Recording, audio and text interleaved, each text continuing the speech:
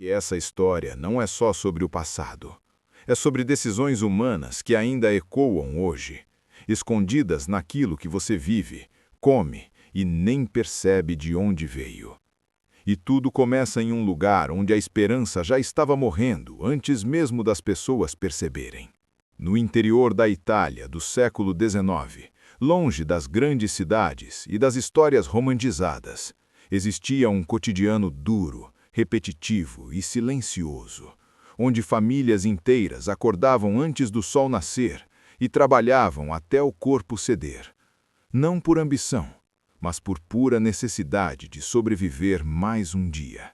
A terra, que durante gerações havia sustentado aquelas pessoas, começou a falhar de forma quase cruel, como se tivesse decidido que já não queria mais alimentar quem dependia dela. E o que antes era esforço recompensado, passou a ser trabalho vazio, sem retorno.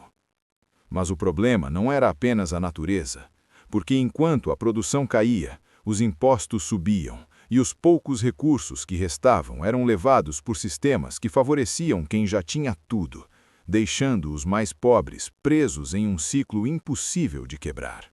E aos poucos, sem grandes anúncios ou eventos dramáticos, a fome começou a se instalar dentro das casas, não como algo repentino, mas como uma presença constante que crescia dia após dia, reduzindo refeições, enfraquecendo corpos e apagando sonhos.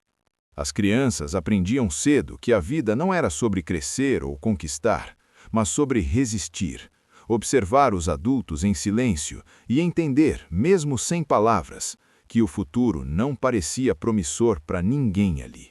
E foi nesse cenário que algo inesperado começou a surgir, primeiro como um rumor distante, depois como uma conversa tímida entre vizinhos, e logo como uma ideia que ninguém conseguia ignorar completamente.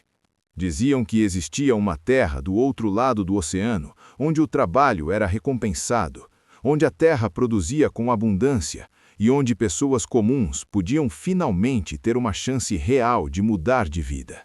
No começo, parecia apenas mais uma história impossível, como tantas outras que surgem quando as pessoas precisam acreditar em algo. Mas dessa vez havia detalhes demais, relatos demais, gente demais falando a mesma coisa. E então, pouco a pouco, a ideia deixou de ser um sonho distante e começou a se tornar uma possibilidade real, algo arriscado, assustador, mas talvez a única saída. Porque ficar já não significava viver, significava apenas esperar o inevitável. E foi nesse momento silencioso da história que milhões de pessoas começaram a considerar algo que mudaria tudo: deixar tudo para trás.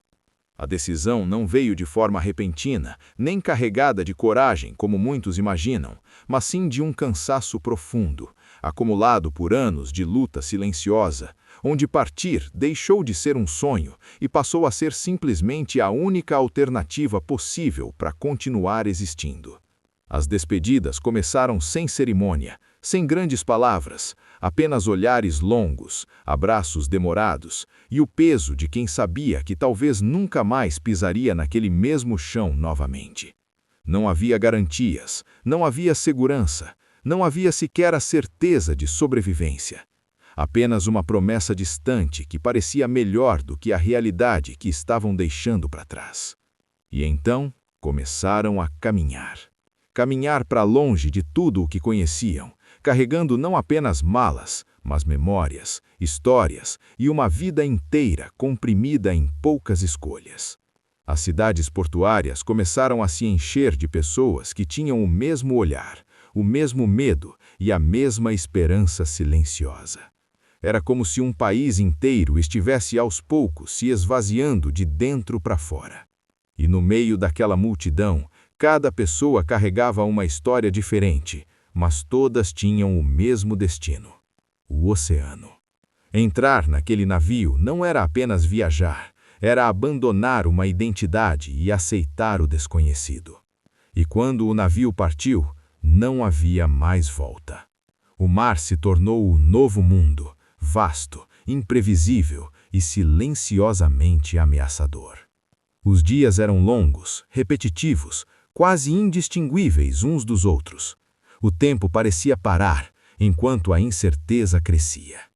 E então começaram os primeiros sinais de que aquela viagem não seria como imaginaram. O espaço era pouco, o ar era pesado e o corpo começava a sentir. Alguns adoeceram, outros começaram a duvidar, mas ninguém podia parar. Porque agora o caminho só existia em uma direção. E no meio de tudo isso, algo começou a mudar dentro deles. Se você está sentindo essa história, deixa o like e se inscreve, porque o que vem a seguir muda completamente o rumo de tudo. Porque o maior choque ainda estava por vir. O oceano, que no início parecia apenas um caminho, começou a se revelar como um obstáculo vivo, imprevisível e, em certos momentos, cruel, como se testasse até onde aqueles corpos cansados e aquelas mentes cheias de dúvidas seriam capazes de resistir. As noites eram as piores, porque no escuro absoluto, sem horizonte e sem referência, o medo deixava de ser uma sensação e se tornava presença constante. O barulho da madeira rangendo, misturado ao som das ondas, criava uma atmosfera onde cada estalo parecia anunciar algo pior. E foi ali, no meio daquela imensidão, que muitos começaram a entender que aquela decisão talvez não tivesse volta. Não apenas fisicamente, mas emocionalmente. A esperança que antes impulsionava, agora precisava lutar contra o medo. E então veio a primeira grande ruptura. Uma tempestade que parecia não ter fim. Pessoas caíam, se seguravam, gritavam, enquanto outras apenas se encolhiam em silêncio, esperando passar. Naquele momento não havia mais promessa de futuro, apenas sobrevivência imediata. E pela primeira vez, alguns desejaram nunca ter partido. Mas o oceano não dava espaço para arrependimentos. Quando a tempestade passou, o silêncio que ficou era ainda mais pesado. Porque algo havia mudado, não apenas no navio, mas dentro de cada pessoa. Eles já não eram mais os que haviam embarcado. E mesmo assim, continuavam. Porque agora não havia mais escolha. Dias depois, algo começou a surgir no horizonte. Primeiro como uma sombra, depois como forma, até que finalmente se tornou real. O Brasil. Mas o que parecia o fim da jornada era apenas o começo de algo muito diferente. A chegada ao Brasil não foi marcada por celebração nem por alívio verdadeiro, mas por um silêncio estranho, quase desconfiado, como se todos sentissem que aquela nova terra ainda não havia revelado sua verdadeira face. Os pés finalmente tocavam o chão, mas o sentimento não era de pertencimento, era de suspensão. Tudo era diferente, o clima, os cheiros, os sons, a própria luz parecia mais intensa, quase agressiva para quem vinha de um mundo completamente distinto. E antes mesmo de entenderem onde estavam, já estavam sendo direcionados. Sem tempo para descanso, sem espaço para adaptação, sem escolha. O destino já estava decidido antes mesmo deles chegarem. Fazendas. Lugares onde o trabalho não apenas existia, mas dominava tudo. No início parecia uma oportunidade, mas a verdade começou a aparecer nos detalhes. O trabalho era pesado, repetitivo e sem pausa. E as dívidas começavam antes mesmo do primeiro pagamento. Eles precisavam pagar pela viagem, pela moradia, pela comida. E o que recebiam quase nunca era suficiente. Era um sistema diferente, mas o sentimento era familiar. Trabalhar, dever, repetir. E então veio a percepção mais dura. Eles não estavam livres, apenas haviam trocado um tipo de prisão por outro. Se você está entendendo o peso dessa história, deixa o like e se inscreve, porque agora tudo começa a mudar. Porque nem todos aceitaram esse destino. E foi nesse momento que algo começou a se quebrar. No começo, a maioria aceitava em silêncio, não por concordar, mas porque ainda existia um resquício de esperança de que aquilo fosse apenas temporário, uma fase difícil antes de algo melhor acontecer. Mas o tempo passava e nada mudava. Dias viravam semanas, semanas viravam meses, e a promessa continuava distante. Foi então que alguns começaram a perceber algo que mudaria tudo. Aquilo não era temporário, era um sistema. Um sistema que dependia exatamente daquela condição: dívida, dependência e repetição. E quando essa percepção se espalhou, o silêncio começou a quebrar. Conversas começaram a surgir, primeiro discretas, depois inevitáveis. E pela primeira vez, alguém disse em voz alta aquilo que todos já sentiam. Aquilo não era liberdade. E se não era liberdade, precisava mudar. Foi nesse momento que surgiram os primeiros movimentos de ruptura. Alguns começaram a planejar fugir, outros decidiram confrontar, e muitos simplesmente começaram a resistir, do jeito que podiam. Era o início de algo que ninguém podia mais controlar. E quanto mais tentavam conter, mais crescia. Porque agora não era mais sobre trabalho, era sobre dignidade. Se você chegou até aqui, inscreva-se no canal, porque a partir daqui a história muda completamente. Porque nem todos ficaram, e aqueles que saíram começaram a construir algo novo. Os que decidiram partir das fazendas não sabiam exatamente para onde ir, nem como sobreviver fora daquele sistema, mas sabiam de uma coisa com absoluta clareza: não podiam mais continuar ali. Era um salto no escuro, uma decisão sem garantia, onde o medo caminhava lado a lado com uma liberdade ainda desconhecida. Alguns seguiram para regiões afastadas, onde a terra ainda podia ser conquistada com esforço próprio. Outros se dirigiram para pequenas cidades que começavam a crescer. E foi ali, longe do controle direto das fazendas, que algo novo começou a nascer. Pequenas casas foram erguidas com as próprias mãos, terras foram cultivadas com um propósito diferente. E pela primeira vez, o esforço começava a ter retorno. Não era fácil, não era rápido, mas era deles. E essa diferença mudava tudo. Comunidades começaram a se formar, pessoas que antes eram apenas sobreviventes, agora começavam a construir uma identidade. E com essa identidade vieram costumes, hábitos e tradições. A cultura italiana não ficou para trás, ela se transformou, misturando-se com o Brasil e criando algo único. Mas essa transformação não aconteceu sem conflito, porque crescer também exige adaptação, e nem todos estavam preparados para isso. Mas aqueles que persistiram começaram a prosperar. E aos poucos deixaram de ser apenas imigrantes, se tornaram parte do próprio país. Se essa história está fazendo sentido para você, inscreva-se no canal, porque o que vem agora mostra o impacto de tudo isso no futuro. Porque o que começou como sobrevivência estava prestes a mudar um país inteiro. Com o passar dos anos, aquilo que começou como pequenas comunidades isoladas começou a se expandir de forma silenciosa mas constante, como raízes que se espalham abaixo da terra antes mesmo de serem vistas na superfície. As famílias italianas, agora mais estabelecidas, começaram a transformar não apenas o espaço onde viviam, mas também a forma como produziam, trabalhavam e se organizavam. A disciplina do trabalho duro, trazida da Europa, começou a se misturar com a abundância e o potencial do solo brasileiro. E onde antes havia apenas sobrevivência, agora começava a surgir produção.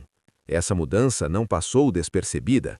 Outras regiões começaram a notar o crescimento dessas comunidades estrangeiras, e aos poucos os italianos deixaram de ser vistos apenas como imigrantes e passaram a ser vistos como parte ativa da construção do país. Mas essa integração não aconteceu sem desafios.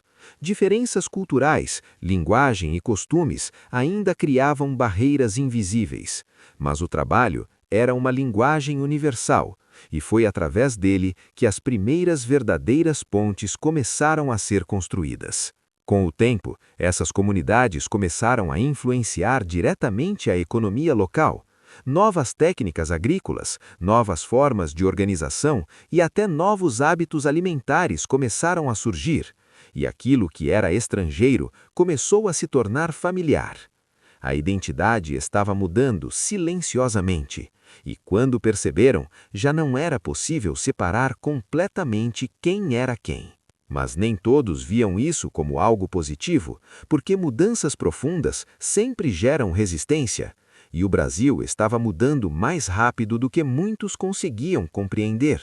Se essa história está te prendendo, inscreva-se no canal, porque o próximo capítulo revela o verdadeiro impacto dessa imigração na identidade do Brasil moderno, porque o que foi construído ainda ecoa até hoje. Com o início do século XX, o Brasil já não era mais o mesmo país que havia recebido aqueles primeiros imigrantes italianos décadas antes.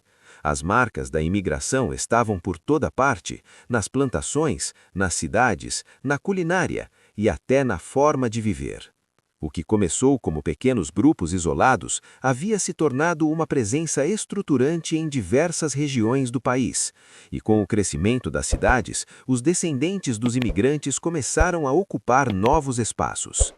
Já não eram apenas trabalhadores rurais, estavam em comércios, indústrias e no desenvolvimento urbano. A identidade italiana se mantinha viva, mas agora fazia parte de algo maior. Essa fusão começou a influenciar profundamente a cultura brasileira, e sem perceber, o Brasil foi incorporando partes dessa herança no seu próprio DNA cultural. Mas essa história não foi apenas de contribuição, foi de apagamentos e adaptações. Muitas histórias individuais se perderam no tempo, enquanto outras se tornaram parte da narrativa nacional. E isso levanta uma questão profunda.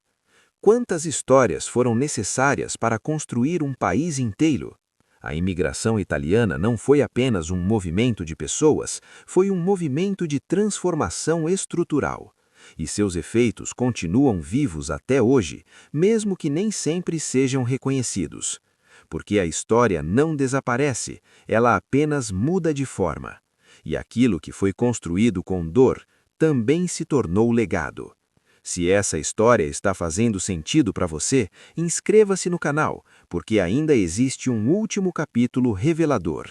E mesmo depois de tantas gerações, a história daqueles que partiram da Itália ainda não terminou, porque ela continua viva em milhões de descendentes espalhados pelo Brasil. Hoje, estima-se que o Brasil tenha uma das maiores populações de descendentes italianos do mundo, com dezenas de milhões de pessoas carregando essa herança cultural e genética. Muitos desses descendentes, mesmo sem nunca terem pisado na Europa, possuem direito à cidadania italiana por um princípio histórico chamado ius sanguinis. O ius sanguinis significa literalmente direito de sangue e estabelece que a cidadania não depende apenas do local de nascimento, mas sim da origem familiar. Ou seja, se uma pessoa possui um ancestral italiano direto, especialmente em linha contínua de descendência, ela pode ter direito à cidadania italiana, mesmo vivendo no Brasil há gerações. Esse direito existe porque a Itália reconhece a continuidade da identidade familiar como parte da própria nação, mesmo quando seus descendentes estão espalhados. Esse direito existe porque a Itália reconhece a continuidade da identidade familiar como parte da própria nação, mesmo quando seus descendentes estão espalhados pelo mundo. É por isso que hoje estima-se que milhões de brasileiros possam ter algum tipo de elegibilidade à cidadania italiana, dependendo da documentação e da linha de descendência. Mas mais do que um documento ou um direito legal, essa história revela algo muito maior. A forma como povos inteiros podem atravessar oceanos e ainda assim permanecer vivos dentro de novas culturas. A imigração italiana não foi apenas uma migração. Foi uma reconstrução silenciosa de identidade, trabalho e sobrevivência. E o mais impressionante é que ela ainda não terminou. Porque cada descendente ainda carrega essa história dentro de si.